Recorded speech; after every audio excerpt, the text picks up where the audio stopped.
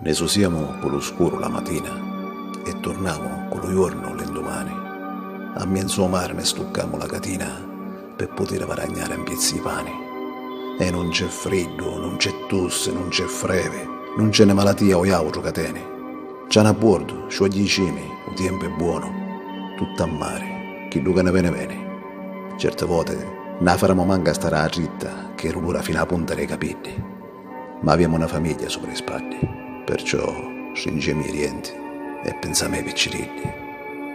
Un mare è danni assai e ne fa campare, e proprio per chi ne amiamo a rispettare, e per quanto rossa la barca mai ne ma scordare, che è sempre in piezzi di ligno che galleggia a mezzo mare. E a Domenica, o per le feste di Natale, Pasqua, Capodanno, quando finalmente ne toccasse a riposare, quanto voto è capitato che a casa manco c'è mai stato, abbiate sopra le barche per riparare qualche danno.